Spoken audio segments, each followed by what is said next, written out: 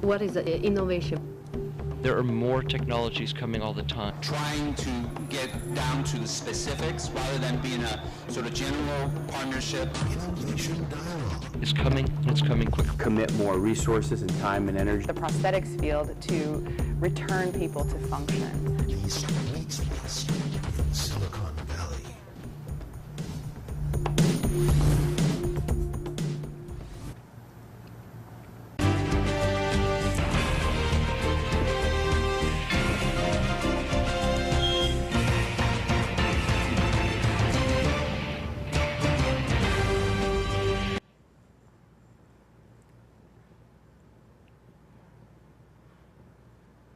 Welcome to Innovation Dialogue. I'm Diana Ding, and today our topic is Ro Khanna the future for Silicon Valley? And we are so happy to have him with us. So welcome, Ro, to our show. Thank you. I've heard such great things about your show, and I'm a fan, so I appreciate your having me on. Oh, thank you. Actually, a few months ago, I never heard about you. I never heard about your name. And if someone asking me, who is Ro Khanna, I don't know who you are. And so same question if I ask our audience, who is Ro Khanna? Somebody probably heard about him, somebody don't. But somebody told me that Ro Khanna is probably the future for Silicon Valley, or future hope for Silicon Valley. So we want to find out. And so tell us something about yourself first. Well, like many people in Silicon Valley, my parents are immigrants. I'm very proud of them. My father is a chemical engineer. My mother is a substitute school teacher. I was born in Philadelphia, a bicentennial baby in 1976, and moved to California after school, and have been living in Fremont for many years and teach in Santa Clara and Stanford, an active part of the Bay Area community. So what brought you, what has inspired you to serve the community and brought you to the community service? I think deep down it's my grandfather who was an inspiration. He was a freedom fighter in Gandhi's independence movement. Oh. Spent 4 years, more than 4 years in jail in the 1940s. And when I was young, my mother would take my brother and I to India to visit. And I remember my grandfather and my grandmother telling stories about his time in jail, about his fight for human rights and independence. And that had a profound impact on me and shaped an interest in public service. And then when I was in college, one of the more fortuitous things I did was work on a professor's campaign who was a little-known state senator and went on to become president of the United States. And I had no idea that knocking on doors for Barack Obama in 1996 would lead to someone who would become president. But it was my first exposure to electoral politics. Right now, some people are running for you on the doors. Well, we've been one of the things I'm so proud of in my campaign is we've got so many young folks who are active, over 50 young fellows from all the different schools involved in campaigning, and they're going to leave our country better. And so why is that? I think they're excited about a young person who they can relate to, who's talking about their issues, who's talking about how to make education more affordable for college, who's talking about funding our schools, bringing technology into the classroom, who's accessible, who's on Facebook and tweets and speaks their language. And I think it's really inspiring a new generation. So what did you tell them, and how can you make the education more affordable? Well, I think there are several things on education. First, we have to fully fund it. I mean, I've been very opposed to some of the layoffs in Cupertino and others, and supportive of the bond measures to help make sure our schools are fully funded. Public education has to be a high priority. Second, we need to embrace technology, things like massive open online courses that can dramatically reduce the cost of college by allowing students to take some classes online and reduce the time they have to spend at the university. Third, we need to have low interest rates. Elizabeth Warren has proposed a bill to make sure that kids can go to college. You know, I had to take out loans to go to law school, and so I'm still paying them off. So this is something close to my heart, and I want to make sure any young person who has the passion, who gets good grades, gets to go to college, and that tuition is not a barrier. Well, how can you make this happen? Sounds like all the good things. Yeah. Well, I think it's a matter of priorities. For me, education will be the first priority, and I will, when I'm in Congress, push for legislation to lower interest rates on student loans, push for innovation funds to encourage massive open online courses to be adopted at community colleges and universities, and to have an accreditation so that people can take these online courses and get credit. Push for innovation funds to help young women go into STEM fields. Because as you know, Diana, only 1 in 7, we were discussing, is 1 in 7 engineers are women. And we've got to get more young girls interested in going into science and technology. And that happens at 7th grade, 8th grade. And I think we can have an innovation fund that helps encourage and inspire young girls to do that, and reward schools that have programs to do that. Well, you wrote a book, Why the Manufacturing is Still Key to Americans' Future. It's, so you were working at the Department of Commerce, and tell us your time there. It was an extraordinary privilege to serve this president, to serve Gary Locke, who was my boss and the secretary at the time. And I had one of the greatest jobs. I got to travel around the country and help small and medium-sized businesses figure out how they could compete. And I heard their struggles, the struggles with regulation, the struggles to get access to capital, and was inspired to write a book about what we could do to help small and medium-sized businesses compete and bring manufacturing here and streamline some of the regulations and have them get access to capital. So what can you do, or what our government failed to do? Well, one of the things is that our government seems so obsolete. I mean, you have small business owners have to fill out 50 different pieces of paper just to get going in this state. And we can use technology to have a one-stop shop. So you know, Dan, as an entrepreneur, how difficult it is. If you could go to one website which would fill out where you could get all the regulatory issues answered, that would really streamline it and make things more competitive. The other challenge is access to capital. You know, only 3% of companies that have all women founders have access to early stage funding. And we could have the government, the Department of Commerce, offer a trade show where they bring entrepreneurs together with venture capitalists to facilitate matchmaking, to facilitate women entrepreneurs getting access to capital. If we are doing this, will we get the support from government? Because we have a show called Better Silicon. We're doing this. Right. So can we get support from government, for example? Well, I don't think we would necessarily direct government grants, but what government could do is to say, look, let's showcase entrepreneurs like yourself and make sure that the venture capitalists and the private sector are aware of the innovative things happening and have a trade show like we do overseas to promote exports. Let's have a trade show for for entrepreneurs to give them access and visibility with venture capital. And I think that's something the Department of Commerce could do. We could also have the right type of tax policies. You know, people don't realize how hard it is to be an entrepreneur. I mean, the maxing out their credit cards, and people take huge risks. One of the things that's ridiculous is we burden them with this $800 filing fee to just get an incorporation.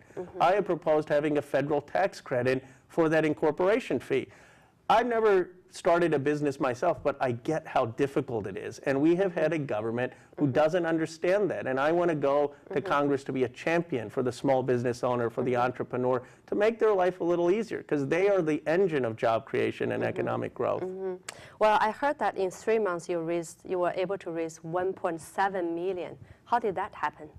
Well, we raised a little over $1 million, and it was because of our message, a message of changing Congress. People felt that Congress is broken and they want change. We made a strong pledge not to take any lobbyist money. Why? Because that's what's corrupting of the political process. You got someone offer that money for you? We did. We returned it. And I think it's good people are caught up in a bad system. And the system with these PACs and these lobbyists forcing candidates to pledge to certain positions has led to gridlock and has led to special interests mattering more than citizens. And so we've taken a very bold move to say no PACs, no lobbyist money, only individual money. And we've gotten broad support from educators, from working families, from technology leaders, from small businesses, from entrepreneurs. And they're compelled and inspired by our desire to change Congress and change that system. Well, I know that you got many support from the entrepreneurs and from the high-tech leaders in Silicon Valley. And why they think that, you can bring the hope to Silicon Valley? Well, I'm really inspired by the support of so many entrepreneurs and in Silicon Valley. And again, I think they like the message. And the message is very simple. One, getting rid of all these special interests that are dominating Washington. Larry Lessig in the Root Strikers movement has talked about bringing that change. Two, they like my vision for economic growth and job creation, a new vision for how we're going to help small businesses compete, how we're going to help entrepreneurs, how we're going to reform a tax code that was written in the 1960s with all these corporate loopholes and incentivize businesses to invest in the United States. And they like my vision for a 21st century education. How are we going to prepare people in advanced robotics and advanced manufacturing and 3D printing and figure out how our community colleges prepare folks for this. So I think it's the message and the vision that's driving their support. I like your message and vision too, but like what I did to President Obama, but see how difficult it is for him. So how could you do that? Well, I think what we've seen with President Obama is, as charismatic a figure as he is, changing the presidency isn't enough. We need to change Congress and the Senate as well. And my hope is my candidacy will start that movement to change Congress, where we take the special interest money out, where we have people who are going to work across the aisle and compromise where necessary. I'm not going to compromise my core beliefs. I'm strongly for a woman's right to choose, for same-sex marriage, for a believer that we need to tackle global warming. But on issues of how we get the economy moving, to help middle-class families, to create jobs, how we educate the next generation, we've got to get something done. And Congress is not getting anything done. And we need pragmatic folks who are going to go to Washington, reach across the aisle, and solve this country's problems. Well, you're running for congressman, and Mr. Khanna, he is a well-known politician and a community leader. And how do you think about you can beat him? Well, I have a lot of respect for Mike Khanna's many years of service. But it's a new district in the heart of Silicon Valley, and it requires new leadership, a new vision for the economy. People are frustrated. Their middle-class incomes have been stagnating. They're wondering how their kids are going to get jobs. A new vision for education, how we're going to get more young people into math and science and young women into STEM education. And I think my new ideas are really resonating. And ultimately, a democracy is a competition of ideas. And the reason we've been getting so much traction is folks want a change. They're frustrated with Congress, and they want new ideas and thought leadership from Silicon Valley. But you mentioned about new ideas. Mike Khanna is also stressed on education. Well, what's actually the new ideas, the different ideas? Sure. Well, I think calling for teaching coding in the classroom from 4th grade onwards, that's a new idea. Calling for focusing on advanced robotics and the right type of 3D printing and community colleges teaching these skills is a new idea. The focus on young women and making sure that we address the issue of getting more women into computer science and engineering, and our whole women in the workplace agenda is a new idea. I don't doubt that Mike Khanna had sincere intentions about education. I just think that I have new ideas for this new century about what we need to do now to be competitive. Okay, so you are representing Silicon Valley. And what is Silicon Valley, and how can you represent this?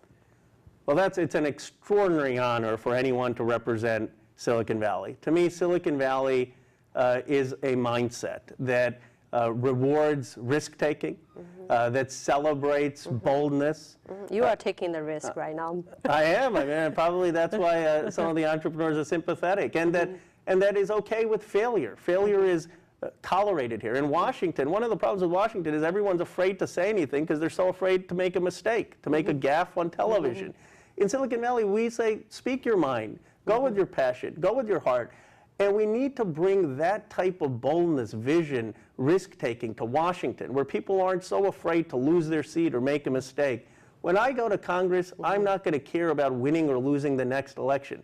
I'm going to care about doing what's right for this country. So you mean you're not afraid of failure, right? What if you fail? I'm not afraid of failure. Yes. I am campaigning on my ideas and my vision, and I'm so excited that that is resonating. You know, there's a famous saying that my parents taught me, which is do your own duty, don't worry about the rewards.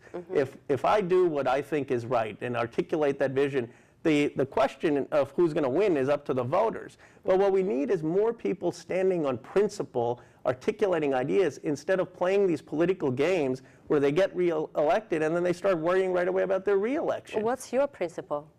Well, my principle is a vision for the economy. How do we get entrepreneurs to the right help, simplifying some of our regulation, getting them access to capital? How do we prepare the next generation for the jobs of the 21st century? And then how do we embrace the global economy? I think we need to cooperate with China, with India, to be part of a global economy, not to be protectionist, not to be anti-immigrant, not to be anti-fair trade with China and India, but to integrate into seeing a 21st century that is more peaceful, more trade, more exchange, and America leading that century. That's a global view, and you are Indian, I'm Chinese. And so what China and India can play the part in this? Well, first is to understand Chinese history. You know, we in America often say, well, China is a rising power. That's just false. As Henry Kissinger has written in his book on China, China has led the world for 18 out of 20 centuries in GDP. They see themselves as a resurgent power. And we have to recognize that China is a great civilization, that Taiwan is a great civilization, a great country, and that we can have a win-win solution where we have fair trade, but that we could do things here, China could do things, that we can cooperate so that jobs are created here and our economy grows. And that's the perspective. Do you have any specific solution? I do. I mean, I think on Taiwan, the inclusion into the TPP in the trade would be helpful. I think leading clean tech missions. When I was at Commerce, I planned a lot of clean tech missions to China and others. China can be a huge place for exports, for clean technology products that we have, for energy efficiency products. We can sell a lot of our aerospace products there. And we have to think creatively about what type of manufacturing is sustainable here, and how can we partner with China so we can improve the quality of life around the world. Well, in your book, you mentioned about manufacturing, bring the manufacturing back to the United States, and why manufacturing is so important to our nation. My understanding of manufacturing came from Andy Grove, the famous former CEO of Intel. And innovation matters. Manufacturing is key to that innovation, because you can't just design things and have them made somewhere else. To innovate, you need design and production co-located. And so for our country to continue to innovate, we need to have some basic manufacturing here. We also needed to have middle-class jobs. Manufacturing jobs pay about 20% more than service jobs, and we need to have that to have a vibrant middle class. Well, at the same time, globalization, and then we need to bring in the manufacturing back to the United States. And how do you balance that? Well, I think it's being intelligent. I mean, I think this political rhetoric of just made in America without thinking about, well, what can we make in America? Let's be strategic. There are certain jobs which require technology, the understanding of machines, things like operating CNC machines, helping make advanced aerospace equipment, helping make medical devices, understanding robotics, jobs that can and will be in the United States. And we have to prepare young people for those jobs, to give them the skills in our community colleges and vocational schools to fill those jobs. And we have to have an honest conversation about what type of manufacturing is sustainable in the United States. I think we are having an honest conversation here. We are. Yes, that's so important. But you know, when you're among the politicians, that's going to be hard, right? It is. I think what I regret the most about our politics is it's gone away from fact-based, reasoned argument. I mean, I grew up, everyone knows I was a nerd in school. And it used to be our politics were based on argument and philosophy. And our founders were thinkers, and they debated based on ideas. And that's why this Congress was the greatest deliberative body in the world. We need to return to that, where people of different parties can disagree in good faith, where people argue based on facts and logic, where people recognize that no one has a monopoly on the truth and are open to hearing other ideas. And I am convinced that a new generation of leadership from Silicon Valley can take that pragmatic, reason-based perspective to Washington. You have a background of law, you have background of the professor at university, and also high tech. And so what do you think to make a, qualify a person to be a good politician? Well, in these days, I think the first is to understand the global economy. And I think my background teaching economics at Stanford and written a book on economics gives me an understanding of what we need to do to have our young folks get jobs in the 21st century.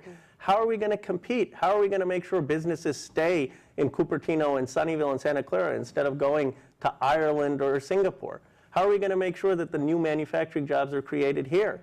And we need someone, I think, who understands the economics of the Valley, who has an understanding of small business, and will be able to help Congress give us a strategy to be economically competitive and create good-paying jobs. This show is called Innovation Dialogue. So what is innovation by your definition? That's in a short sentence. You know, I actually think George Bernard Shaw got it right many years ago. And if I can loosely paraphrase him, he said, most of us see things as they are and ask why. Innovators dream of things that never were and ask why not. George Bernard Shaw was the ultimate innovator, and you can be an innovator in writing, in philosophy, in technology, but I still think his quote speaks most about innovation. Dream things. So what's your dream? My dream is to return America's politics to our founding ideals. A politics based on reason, a politics devoid of special interests, a politics that speaks to our highest aspirations, and I do think that Silicon Valley can help bring about that politics. Today we interviewed Khanna, and he's running for congressman for United States. So do you think that Khanna can be the hope for Silicon Valley's future? Thank you for being with us. Thank you, Ro. Thank you.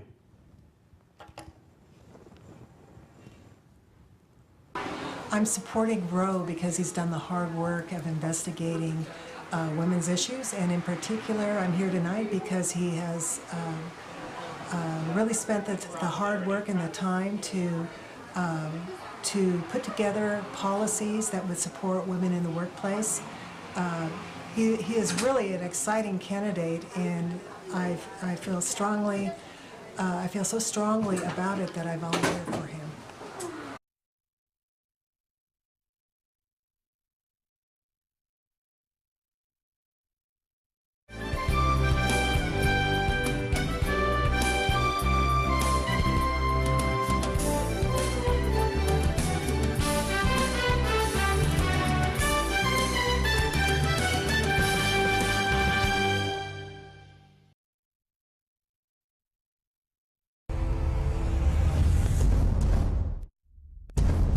As a startup in Silicon Valley, innovation is our DNA. It's inside our blood. What is innovation? Very confident. It's a way of thinking, it's a philosophy, it's a mindset. It's very closely related to leadership. For me, it's really about finding the right fit between the product and the market. Have a strong technology position, a strong market impact. Innovation can be an idea, can be a product, can be a service, or can be a thinking. It can be everything out-of-box thinking, not limited to your background, to the past.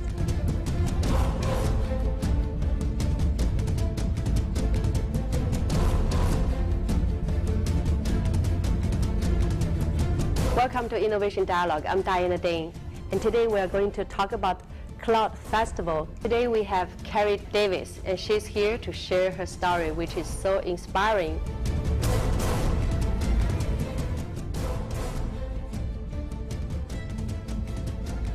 What we are doing here is to summarize, bring out the point, and give a good presentation. Help people to bring out their idea to the whole world.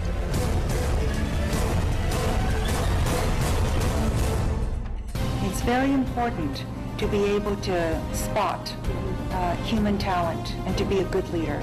More importantly, it's how our corporate and partners perceive the value that's come out of the event. It was all about seizing the opportunity rather than looking at the world as a set of problems. I want to change the paradigm of angel investing being local. I want all of us to think global and to look at great opportunities in Asia or Europe, wherever it is in the world.